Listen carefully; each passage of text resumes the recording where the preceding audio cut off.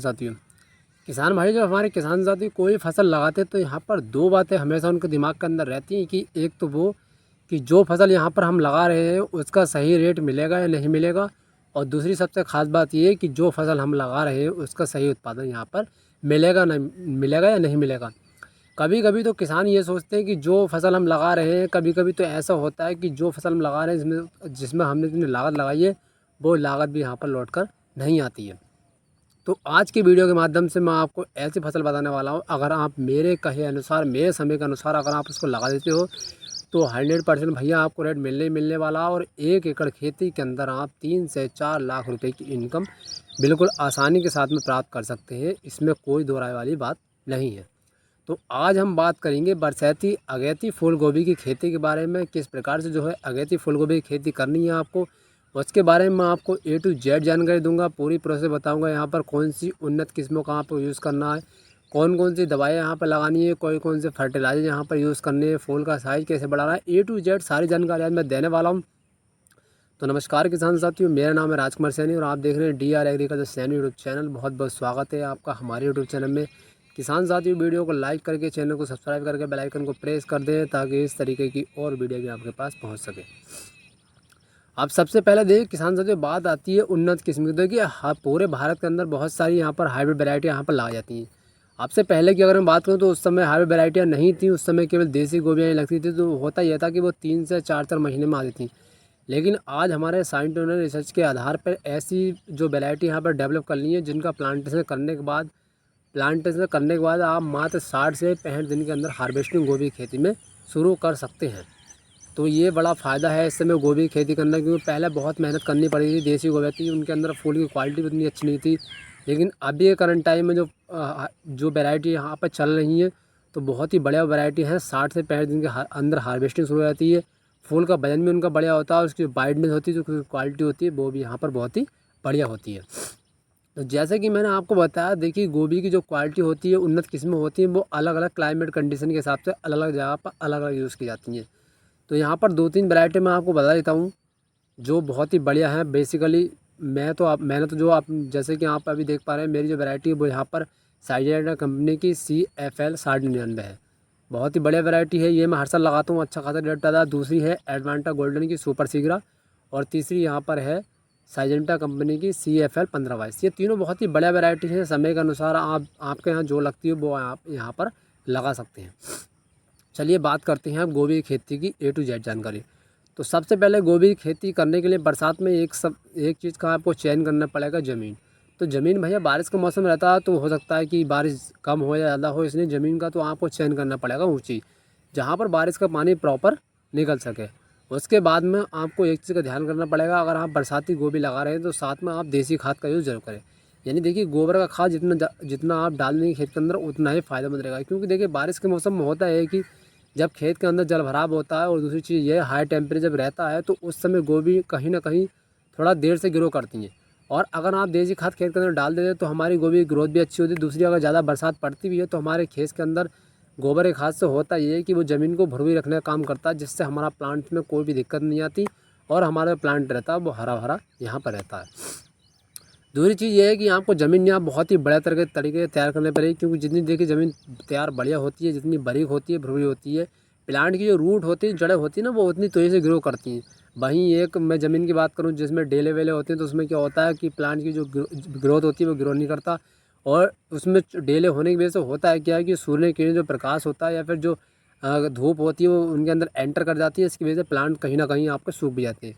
तो इसलिए आप कोशिश ये करें ज़मीन को बिल्कुल बढ़िया भरपूर तरीके अच्छी तरीके से तैयार करें।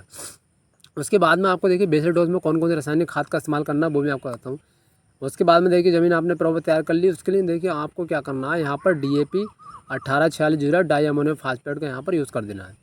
होता ये है क्योंकि देखिए जैसे ही हम गोभी का प्लांटेशन करते हैं उसके बाद में जैसे ही सिंचाई करते हैं, सिंचाई करने के बाद जैसे ही हमारा प्लांट हल्का फुल्का ग्रो करता है, तो जैसे अगर हमने DAP डाला हुआ है तो उसका असर क्या होता है, हमारे जो प्लांट्स होता है उसकी रूट को जाता है, और जब रूट उस असर को खींचती है तो प्लांट एकदम ग्रो करता है यहाँ पर।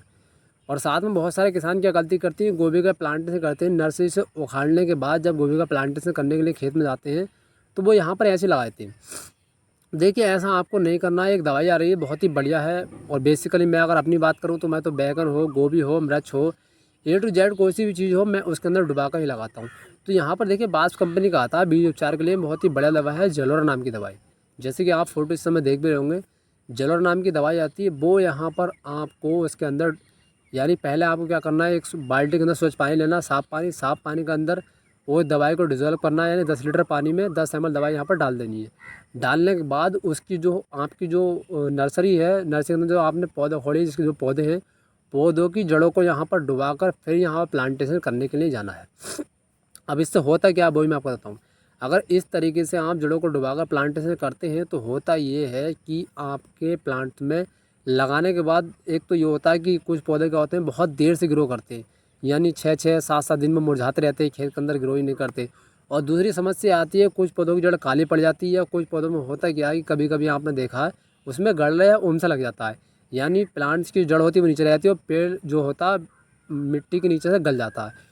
तो अगर आप जलोढ़ के अंदर डुबाकर अपनी जो गोभी है या कोई सी भी नर्सरी है वो लगाते हैं तो खेत के अंदर ये समस्या बिल्कुल नहीं आती है, और जो पौधा होता है वो काफ़ी तेज़ी से यहाँ पर ग्रो करता है। सबसे बड़ा फ़ायदा इसका एक तो ये होता है। तो ये आपको करना है।